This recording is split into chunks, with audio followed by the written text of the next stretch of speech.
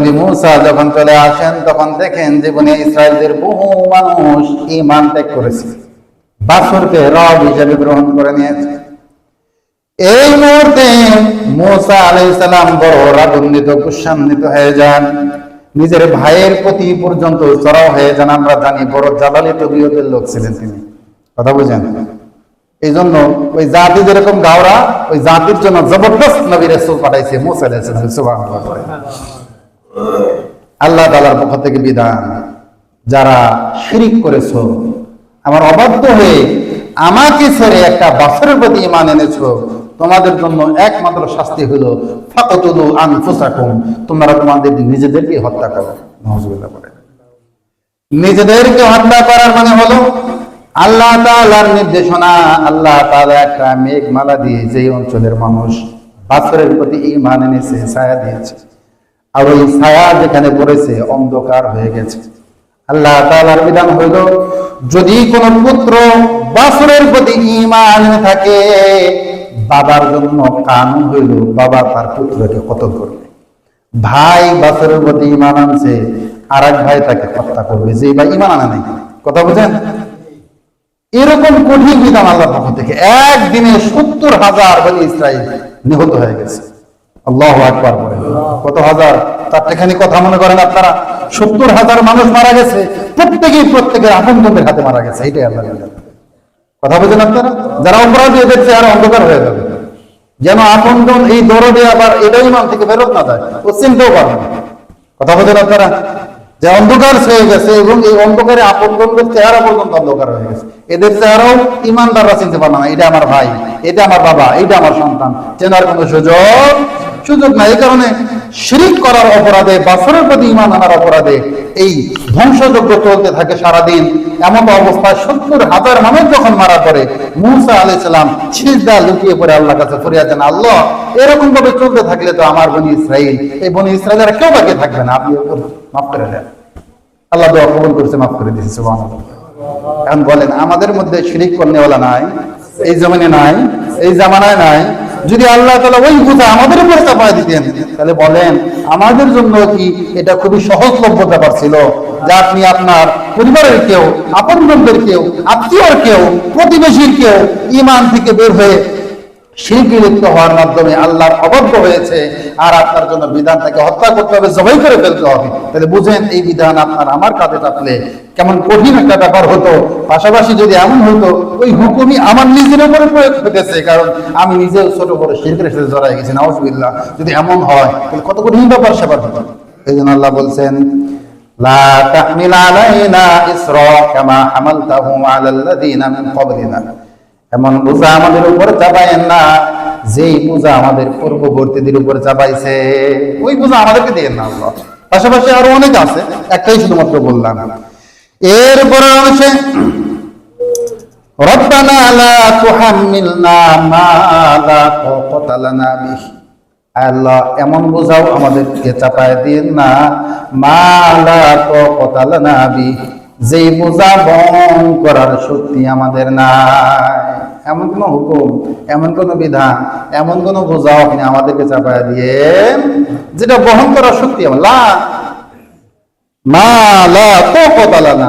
যেটা বহন করার শক্তি আমাদের নাই, তকত নাই, সামর্থ্য আমাদের।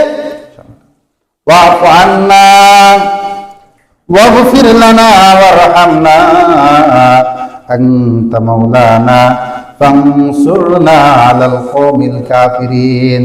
আল্লাহ তাআলা বলতেছে, ওয়াফু আন্না ওয়াগফির লানা ওয়ারহামনা, আমাদের প্রতি দয়া করেন, আমাদেরকে ক্ষমা করে দেন, ওয়ারহামনা, আমাদের প্রতি রহম করেন, আনতা মাওলানা, আপনি আমাদের মাওলা। আমাদের মাওলা কে? আর কেউ আছে নিসারা? কেউ আছে দুনিয়ার বাইরে?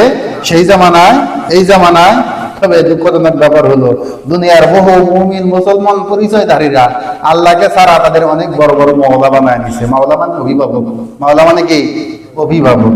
সেই জন্য দেখবেন মাওলাদেরকে সামনে পাইলে, রাস্তায় পাইলে কোন রকম ভাবে 200-500 মিটার দূর থেকে যদি একটা সেলফি নিয়ে মাওলাকে ক্যাপচার করা যায় যে মাওলা আছেন আমার পিছনে, তাহলে সে ধন্য হয়ে যায়। কথা বলেন ঠিক না ব্যাপারটি? মাওলা মানে কি? অভিভাবক।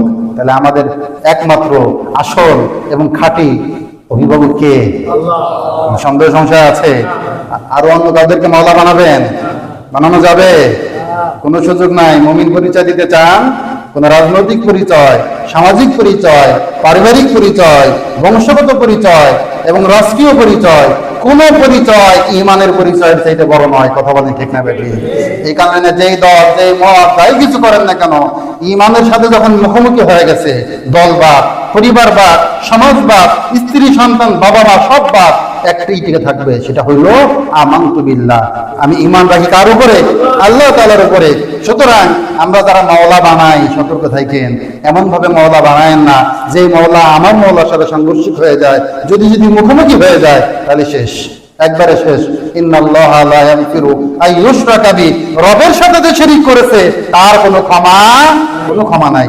মাওলা একজন, তিনি কে? আল্লাহ তাআলা। ঈমানের ব্যাপারে খুবই সতর্ক।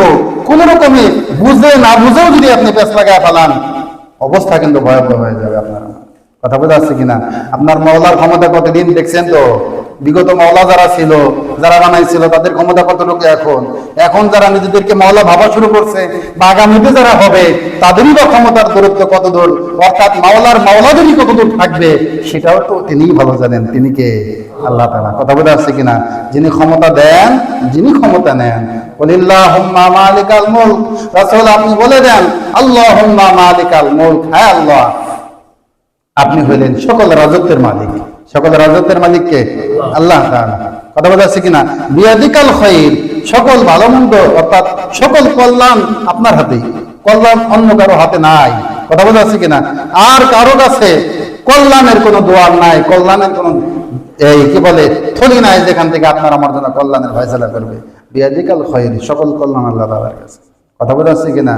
যাকে ইচ্ছা ক্ষমতা দেন, যাকে ইচ্ছা তার থেকে ক্ষমতা ছিনে নেন। তুতিল মুলকা মান তাশা ওয়া তানজিউল মুলকা মিম্মান তাশা, যাকে ইচ্ছা ক্ষমতা দেন, যার থেকে ইচ্ছা ক্ষমতা ছিনিয়েও নেন। যে মাওলা আমাদের আল্লাহ তাআলা। রাজনীতি করেন, সমস্যা নাই। কথা বোঝা যাচ্ছে কিনা? কিন্তু রাজনীতির বিষয় আর ঈমানের বিষয় এক নয়। কথা বোঝা যাচ্ছে কিনা? ঈমান সবার আগে। এটা আপনি মুমিন, আপনার ঈমান হলো আপনার জন্য ফিল্টার। আপনার জন্য কি? ফিল্টার। আমরা বিশেষ করে যেসব অঞ্চলে পানি ভালো না, আমরা পানিকে বিশুদ্ধ করানোর জন্য ফিল্টারিং করি কিনা? কেন? কারণ এই ফিল্টারের মধ্যে দেওয়ার কারণে সকল ঝামেলা রয়ে যাবে, ফ্রেশ চলে আসবে। কথা বলা যাচ্ছে কিনা? যখন আপনি আপনার জন্য ঈমান সামনে রাখবেন, আপনার রাসূল আপনাকে বলে দিয়েছেন না যে তোমরা ততক্ষণ পর্যন্ত পথভ্রষ্ট হইবা না যতক্ষণ না আমার রেখে যাওয়া দুটো জিনিসকে আঁকড়ে ধরে থাকবা, কিতাব আল্লাহ ও সুন্নাত রাসূলি, আল্লাহর কিতাব আর রাসূলের সুন্নাহ যতক্ষণ আমরা আমাদের সামনে রাখবো, আমাদের ঈমানকে সামনে রাখবো ফিল্টার হিসেবে, বাস আমি যেই জায়গায় যাই, যেই পরিবেশে যাই, যেই রাজনৈতিক ময়দানে যাই, যেই সামাজিক পারিবারিক মঞ্চেই বসি না কেন, আমার সামনে কোরআন সুন্নাহ নামক ফিল্টার আছে মানে হলো সাথে সাথে ধরা পড়ে যাবে। আরে তাদের যে কর্মপন্থা, তাদের যে কথার ধরন, তাদের যে বলার ধরন, এগুলো আমার ঈমানের সাথে সাংঘর্ষিক। কারণ এই ফিল্টারের সাথে ফিল্টারিং হওয়ার পর এগুলো আর আমার জন্য গ্রহণ করার উপযুক্ততা থাকছে না। আল্লাহ আমাদের সবাইকে সহিহ বুঝ দান করুন।